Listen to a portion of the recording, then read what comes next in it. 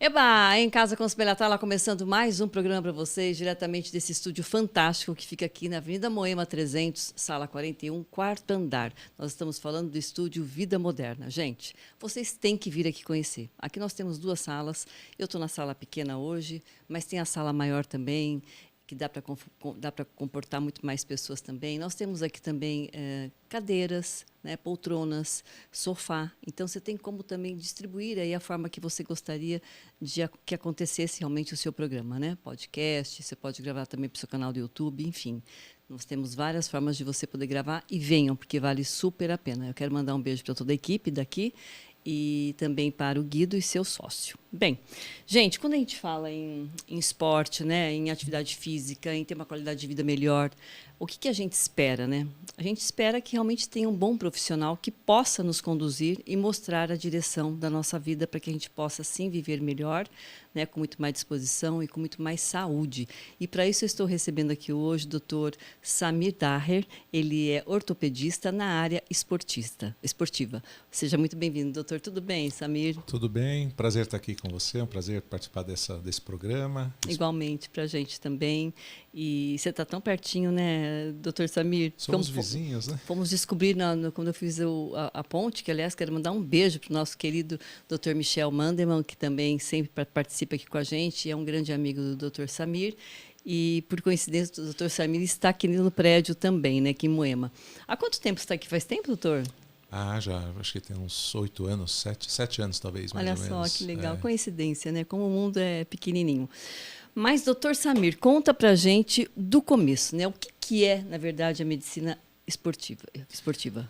Então, essa é uma especialidade médica.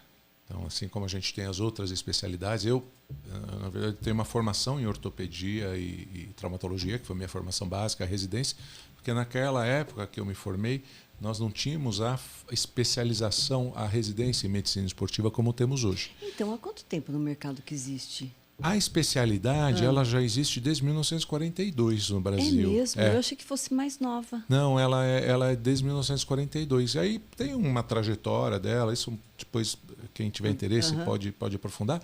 E só que a residência em medicina esportiva, para o médico sair da faculdade e se formar, se especializar na medicina esportiva, ela veio em 2005, 2006. 2005 que começou a primeira turma de residência.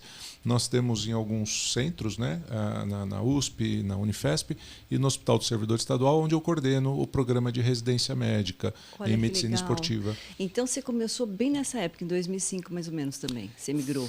Não, eu já estava em 99, aí tinha uma pós-graduação que era lá na Faculdade de Medicina da USP, com o professor Carazato, que fazia esse programa, ele foi um dos pioneiros e eu fiz essa especialização, essa pós-graduação. Depois eu aí me tornei especialista e aí eu fui aos poucos migrando da ortopedia para a medicina do exercício e do esporte. Então, até então, antes você operava? Operava. Até 2014. E qual era a sua especialidade na época? Foi curioso.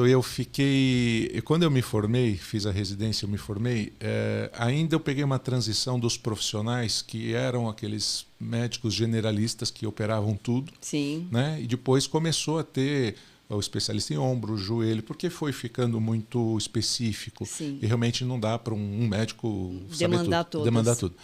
E aí eu tive uma felicidade, eu tive um professor que era também das antigas, né? E ele já estava meio aposentando. Eu falei assim, olha, doutor Iacovoni, eu estou começando. O senhor eu posso ficar seu assistente?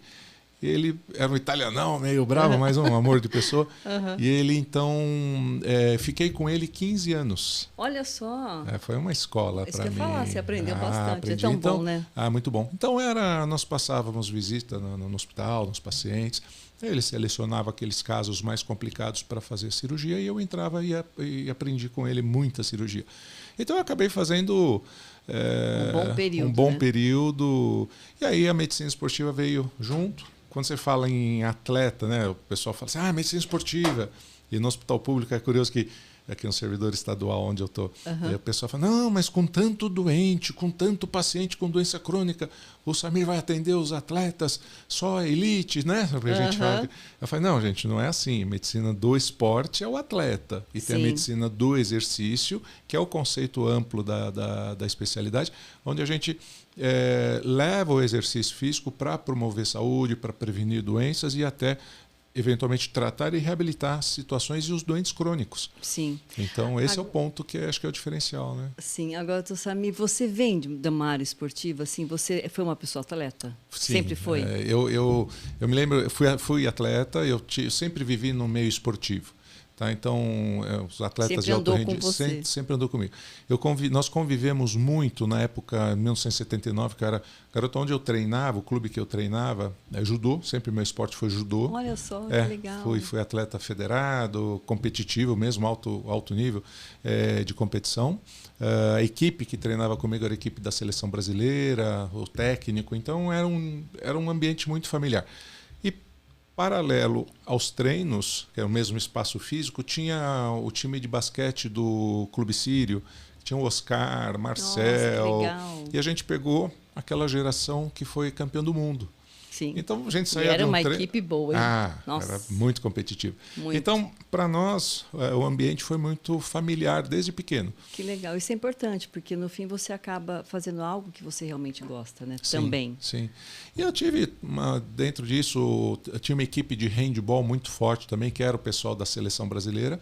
Aí quando eu me formei, já tinha diminuído a atividade competitiva, quando eu me formei médico, o técnico da seleção brasileira, que era do clube, me convidou para ser o médico da seleção de handball. Olha que show, e aí? E aí eu fiquei, a gente vai conhecer um outro mundo, outro universo. Então eu fiquei 10 anos na Confederação Brasileira de Handball como médico, cheguei até o cargo de diretor médico da confederação. Que interessante, que bacana. E fui até o Comitê Olímpico Internacional, como membro do Comitê Olímpico Internacional na área médica.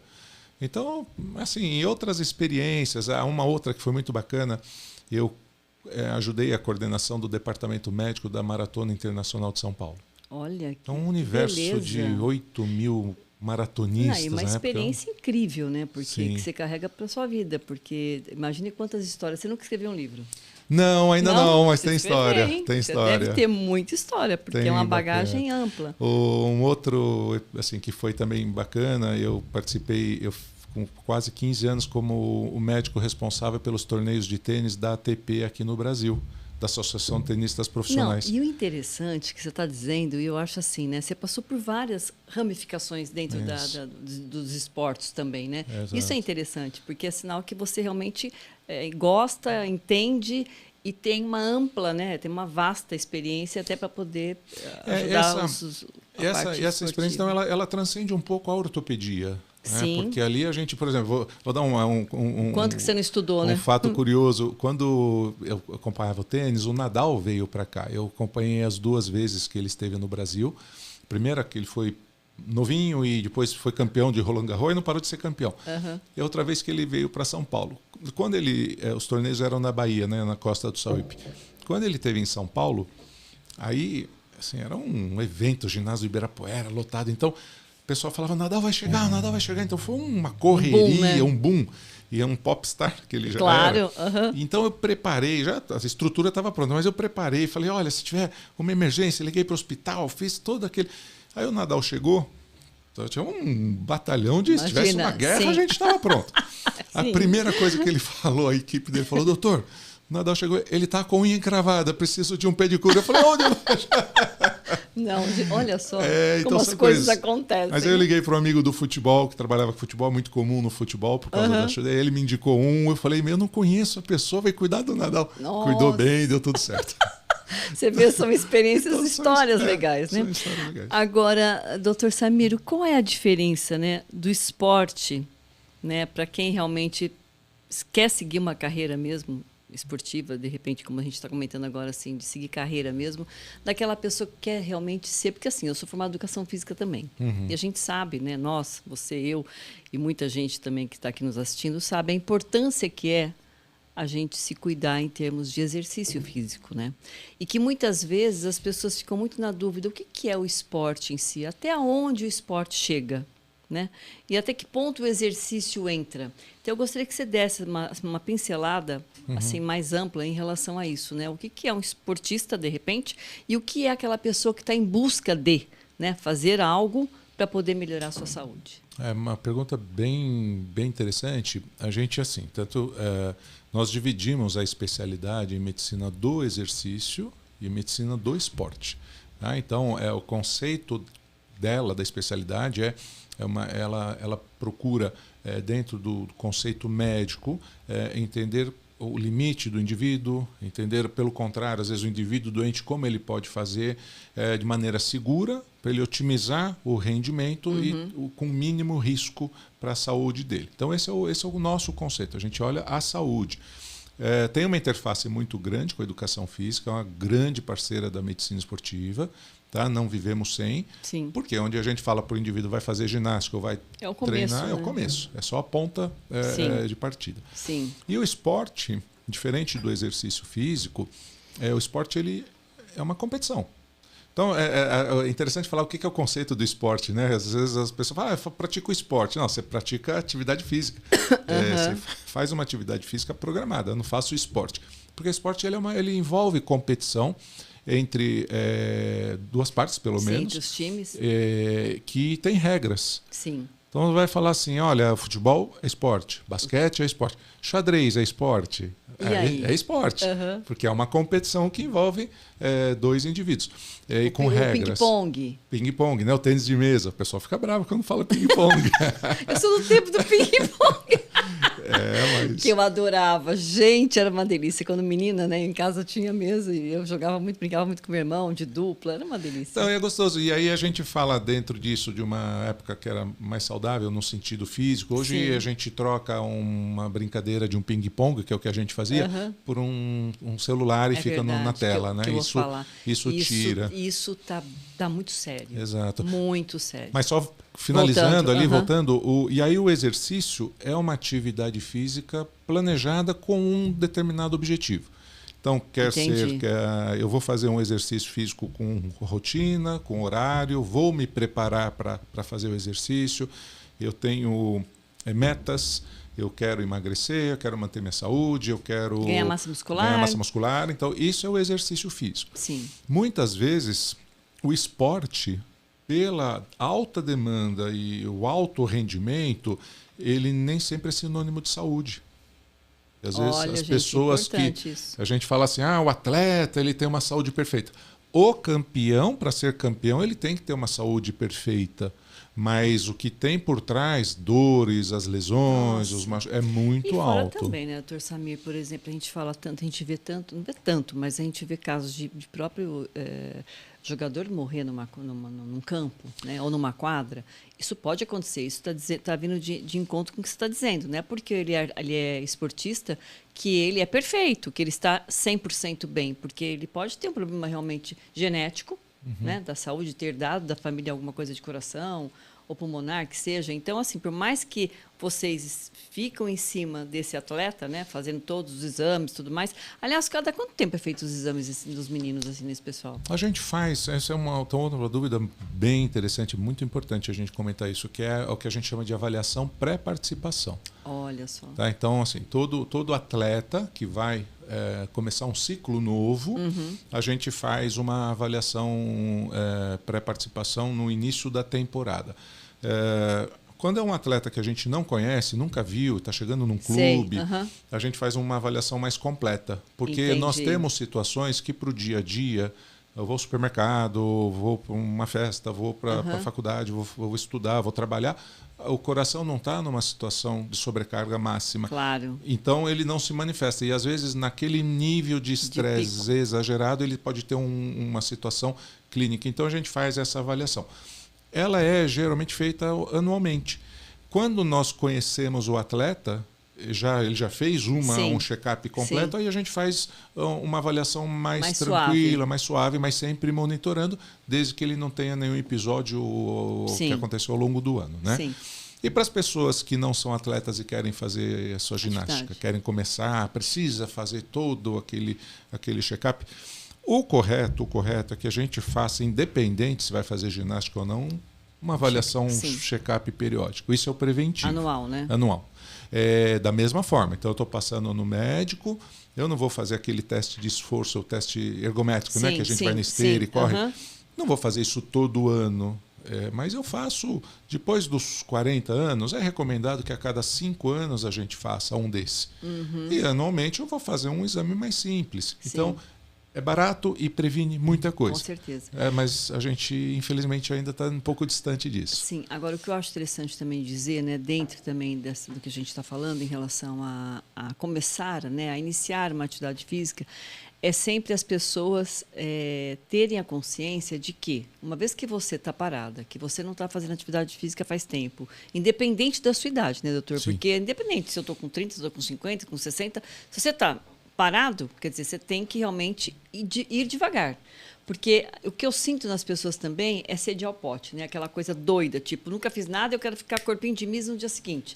Ou o homem também quer emagrecer não sei quantos a barriguinha que toma muito chopp. Quer dizer, não é por aí, né? Então, acho que é muito importante também, como você falou, é uma coisa bem individual, né? A pessoa vai escolher o seu personal, ou ela vai entrar numa academia, e mesmo também uma pessoa que é mais idosa, por exemplo, ela não vai também acompanhar...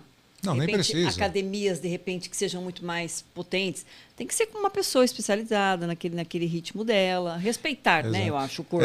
É interessante, né, que a sua formação é educação física. Então, essa é a parte que a gente passa para o profissional da educação física. Entendi. Então, a gente... Fazem uma junção, né? Faz a junção. Então, mas esse é extremamente valioso. Eu acho que esse é o ponto mais... Essa transição, essa intersecção, vamos dizer assim, entender, é o mais importante. E o que você falou é super válido. Metas realistas, né? Sim. Às vezes a gente faz promessa de ano novo. Vou parar de tomar café, vou emagrecer, verdade. vou dormir Nossa, cedo. A promessa é um papel desse enorme ainda não falta. consegue fazer nenhuma, chega no final do ano, olha para trás e não fez nada. Ou então, tipo, toda segunda-feira eu vou começar, né? Exatamente.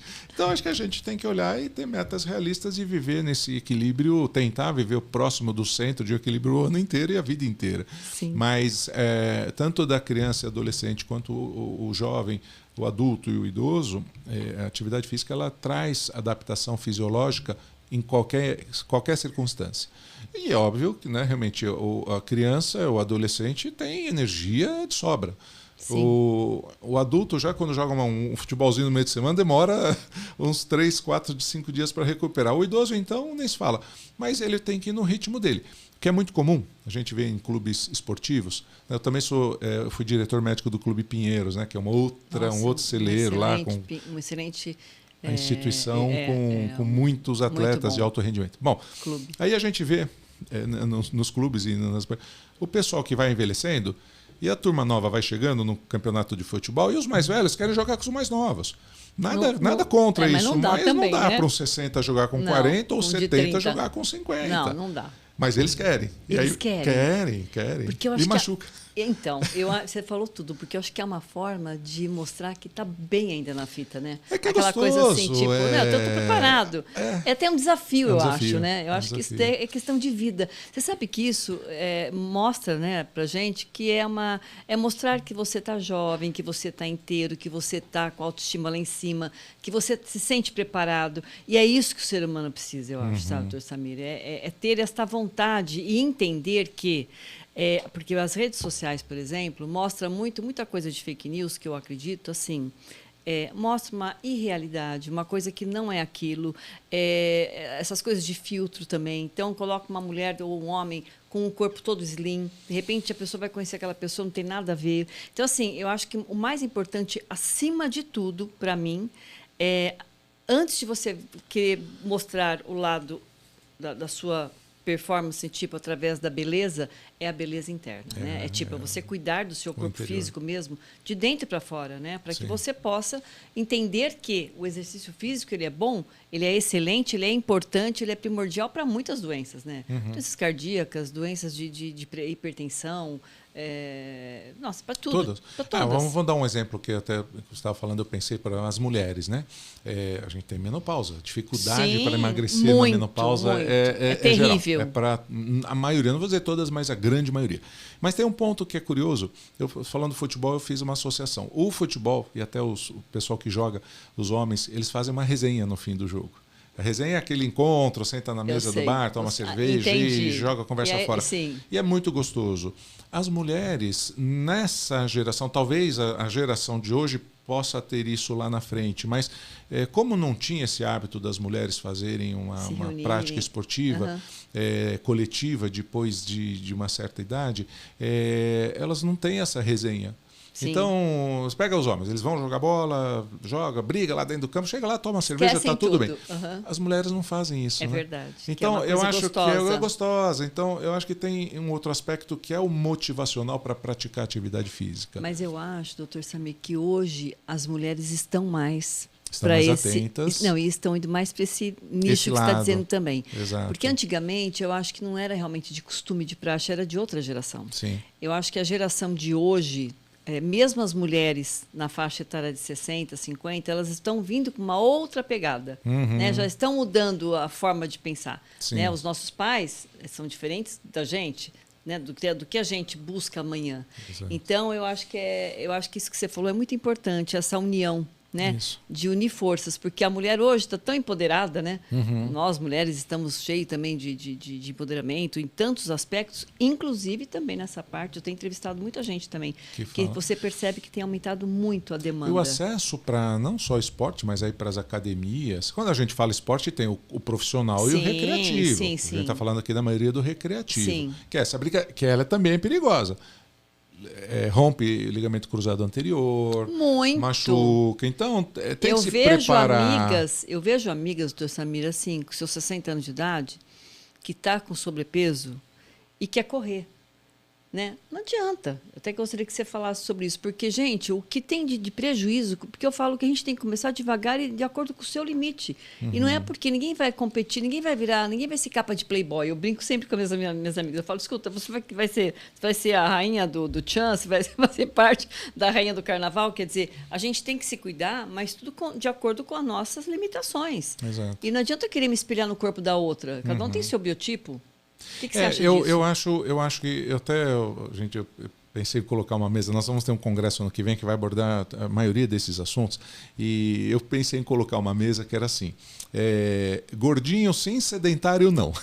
Mas não é um tema que ficou muito fazendo que eu estou fazendo apologia ao seu sobrepeso. Sim. Mas na verdade, qual que é o ponto? A gente é normal ter acúmulo de peso ao longo da idade. É normal, o metabolismo diminui. Para o homem também, né, doutor? O homem também, o homem é mulher, não é só mulher, todo mundo. A mulher sofre um pouco mais por causa da menopausa, é mais evidente.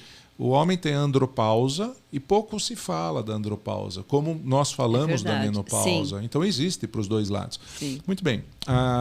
O que eu falo para os pacientes que procuram? Eles falam, querem emagrecer com exercício físico? Exercício físico não emagrece sozinho. Sim. Quem emagrece é comer bem. Isso boca, emagrece, né? É a boca. O exercício físico é um coadjuvante para emagrecer e acelera bastante o processo. Mas quem só faz ginástica e não cuida da alimentação não emagrece. Quem cuida da alimentação e até eventualmente não faz ginástica consegue emagrecer. Agora, doutor Samir, pode comentar. Não, e aí só concluindo, então, quando tem um programa de atividade física, eu quero para melhorar, aos poucos. Ninguém engorda de um dia para o outro. Ninguém vai engordar 10 quilos de uma semana para cá, mas quer perder 10 quilos de uma semana. E não é assim que funciona. Então tem que ter isso em mente, metas realistas, que aí a gente pode ajudar a planejar dentro da saúde. A educação física faz o plano de treino e vai fazendo, vai treinando. Começa devagar. Criar um hábito. Sem ansiedade. Faz o hábito. Olha, eu não faço nada, eu não consigo fazer. Vai para o espaço 2, 3 vezes por semana. Cria o hábito. Nem que você vai para lá para conversar. Sim. A partir do momento que você pôs a roupa e foi e não fez nada, você já foi. É verdade. Criou o hábito de... Depois Legal, o segundo isso. passo. Começa a fazer alguma coisinha. Já que eu estou aqui, eu vou fazer... fiz bem pouquinho. Mas fez. E aí vai crescendo. Mas tem que ter essa constância. Você sabe que eu fui criada também como bailarina, né? Eu fui bailarina a minha vida toda, meus 20 e poucos anos. Você foi atleta. Fui. E o meu primeiro trabalho foi dar aula para Baby Class, com 16 anos de idade, numa cidadezinha vizinha da minha, que era do interior de São Paulo, de Tupã. Quero mandar um beijo pro pessoal de Tupã também. E o que eu digo é o seguinte, eu tive uma dificuldade muito grande em fazer a musculação. Porque a musculação ela é importantíssima, como a gente está falando também de menopausa, a importância que é realmente a gente conservar também, fazer a musculação. E se você me perguntar se eu gosto, eu detesto musculação. Eu faço com uma personal do lado, porque se ela não estiver do lado, eu não faço. Agora, falar em dançar, são outros tipos de ritmos de esportes que eu gosto de fazer, que me faz bem. Né? Como também o correr me faz bem, mas o caminhar me faz. Né? Caminhar na rua, detesto ficar dentro de uma coisa fechada. Então, isso tudo que eu queria te perguntar. A importância que eu gostaria que você falasse um pouquinho também, pessoal de casa. Nossa, falta 3 minutinhos para terminar. A importância que é a musculação também para a sociedade, para todos nós. O músculo é um assunto muito importante. Hoje nós até preconizamos que se tiver uma opção entre fazer o exercício aeróbio, aquele que mexe a frequência cardíaca, tenta uma caminhada, uma corridinha, bicicleta, então são exercícios que movimentam, que são os exercícios aeróbios, e o exercício de resistência, de fortalecimento, que é a academia, é um treino funcional, aquilo que move o músculo. Né? Se a gente tiver uma opção só, é preferível o exercício de resistência para a saúde. Gente, tá? importante. O ideal, os dois. Sim. O ideal, mas eu só consigo fazer um. Fazer exercício de resistência. E tem, de fato, muita gente que não gosta de academia, não gosta de fazer, e tem que respeitar. Se não gosta, não faz. Tem que fazer o que gosta. Primeiro, senão, vai fazer uma semana, 2, vai desistir. E o que acontece? Com o avançar da idade, nós temos uma situação que a gente chama de sarcopenia. Eu vou falar de uma forma bem simples. Seria uma osteoporose do músculo. Né? O músculo está perdendo a sua força, a sua potência, como o osso perde. Quando o osso perde, é osteoporose. Quando o músculo perde a sua força e a potência, chama sarcopenia e acontece para todo mundo. Não tem jeito. Todo mundo que vai envelhecer vai ter sarcopenia. Quanto mais reserva de músculo nós temos, aí vai perder lá na frente e vai sobrar músculo. E se ele é trabalhado também ao longo da vida, ele vai perder muito pouco, vai perder pouca força muscular. E com isso, a gente tem mais flexibilidade, tem mais resistência, não cai, tem menor risco de queda, tem uma vida social melhor, consegue ter disposição e aí ajuda também o metabolismo e queima mais energia no dia a dia e emagrece mais rápido. Olha só que show. Então o músculo é fundamental. Doutor Samir, eu gostaria que você deixasse seus contatos também, falta só um minutinho, passou muito rápido. Eu espero que você volte mais vezes, mesmo porque você está aqui praticamente junto com a gente aqui no mesmo prédio. Me deixe seus contatos, suas redes sociais, e foi um prazer realmente ter recebido você aqui. Muito bacana, um prazer, a gente está à disposição. O assunto é grande, né, para a gente falar grande, em pouco tempo, eu quero que você volte. Vai ser um prazer estar aqui de volta e vamos fazer atividade física, vamos sair do sedentarismo e precisa de esforço. Sim. Sem sacrifício, a gente não consegue ter o nosso ganho. Verdade. Tá bom? E deixe seus contatos. Eu passo depois para você. Eu tenho um e-mail que eu uso, o meu e-mail pessoal, que é samirdaher@uol.com.br. Esse é o mais fácil. Esse é o particular, mas eu uso como trabalho. Tem da empresa também, mas esse é o mais fácil. Então, samirdaher é o meu nome, @uol.com.br. Muito bem. Obrigada, doutor Samir. Eu amei e eu espero que vocês também fiquem atentos. Cuide-se, porque a vida da gente passa rapidinho. Um beijo e até amanhã.